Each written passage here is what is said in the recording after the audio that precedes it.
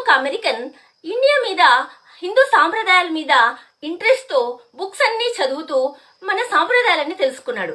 అప్పుడు ఒకసారి ఒక సన్యాసిని కలిసినప్పుడు ఇలా అడిగాడు, నాకు అన్ని నచ్చాయి కానీ ఆ గురుపాదాలను సందర్శించడం, గురుపాదాలను మొక్కడం ఏంటండి? పాదాలనేవి మన శరీరంలో అధమ స్థానంలో ఉంటాయి. అంతేకాకుండా అవి ఎప్పుడు బురదలో మట్టిలో నడుస్తూ ఉంటాయి. అలాంటి వాటిని ఎందుకు మనం మొక్కాలి? శిరస్సు అలాంటి మంచి ఉన్నాయి కదా అవయవాలు, వాటిని మనం మొక్కచ్చు కదా అని అడుగుతాడు.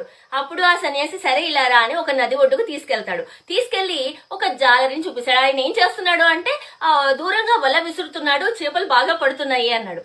అంటే అవునా, అయితే దగ్గర ఉన్న వల వేయటం లేదా దగ్గర అంటే లేదు దూరంగా వేసినే బాగా పడుతున్నాయి అంటాడు. అంటే ఇప్పుడు చూడండి, భగవంతుడు కూడా ఆ జాలరి లాంటి వాడే. ఆ వల అనేది మాయ. మనము ఎప్పుడైతే గురు పాదాలను ఆశ్రయిస్తామో ఆ మాయ మనల్ని ఏమి చెయ్యలేదు.